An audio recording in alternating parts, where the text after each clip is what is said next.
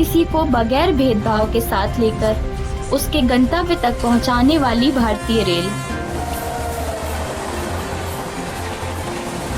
देश को एक कोने से दूसरे कोने तक जोड़ती ही नहीं, बल्कि हर जाति, धर्म, मजहब, पंथ के साथ चलना भी सिखाती है।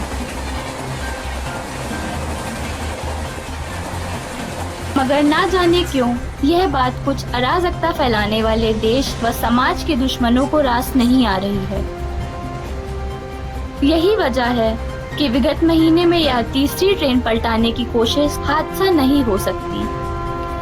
यह किसी गहरी और सोची समझी साजिश की तरफ इशारा करती नजर आ रही है।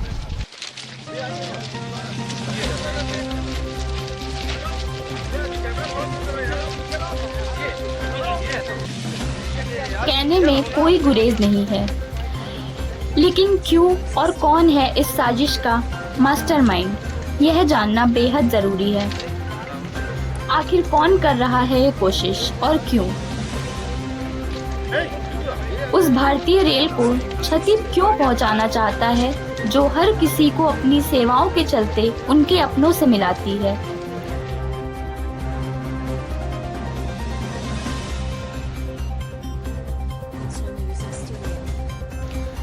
जो करोड़ों भारतीय यात्रियों को उनके गंतव्य तक पहुंचाने के साथ ही देश की अर्थव्यवस्था में व्यापारियों के माल का आवागमन सुरक्षित करती है।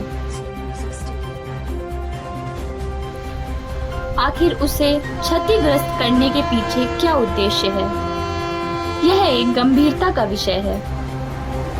आज नहीं तो कल हमारे देश की सुरक्षा एजेंसियां पता कर ही लेंगी, मगर सवाल यह है कि आखिर बेगुनाह यात्रियों में मासूम बच्चे, महिलाएं व बुजुर्गों के साथ हमारे देश के होनहार युवा भी भविष्य के सुनहरे सपनों को बुनते कल भारत का भविष्य बनेंगे। उनके खून से होली खेलने की इस साजिश के पीछे कौन है? वह मानवता का दुश्मन। यह जानना जरूरी हो जाता है। यहाँ से एक मालगाड़ी जा रही थी और उसके ड्राइवर ने देखा कि ट्रैक पे कुछ रखा है। उसने समय रहते हुए गाड़ी को रोकी थी। मालगाड़ी के ड्राइवर ने गाड़ी को रोका और उतर के देखा तो यहाँ पर एक छोटा सा सिलेंडर जो करीब 5 केजी के आसपास का होता है वो पाया गया है। ये सूचना पर हमारे जो आरपीएफ के, जीआरपी के और सिविल पुलिस के अधिकारी मौके पे आए हैं। उसको कब्जे में लिया गया है, मौका मुआयना किया जा रहा है। जो घटनाक्रम है ये एरिया काफ़ी स्टेशन से नज़दीक है, जैसा आप देख सकते हैं, और आसपास आबादी भी है और दोनों तरफ रेलवे के जो वॉल है वो भी बना हुआ है। उस हिसाब से बट आज एक रोड बगल में चल रही है, यहाँ पर झाड़ियाँ हैं। ये देखने वाली बात है कि कोई अगर है तो मौका देख के आके रख सकता है।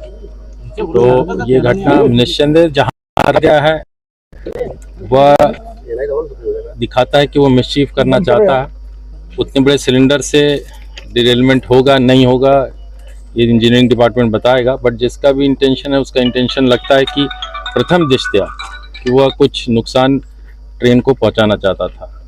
जिस तरह से वो रखा गया था, ये प्रथम दृष्टया मैं कह रहा हूँ, और इस पे रेलवे डिपार्टमेंट मुकदमा तहरीर देगा। घटनास्थल जो है जुडिक्शन से भी मैं बात कर रहा था, और जीआरपी क्षेत्र में आएगा तो जीआरपी एफआईआर करेगी, लेकिन हम लोग संयुक्त रूप से पहले से भी जांच कर रहे हैं, जिसमें जीआरपी, आरपीएफ और हमारी कानपुर पुलिस और स्टेट एजेंसीज इस विषय पर जांच कर रहे हैं। जैसा आप कह रहे हैं कि इस क्रम में ये 2 बेचना कर रहे थे, ये तीसरी भी जोड़ रही है।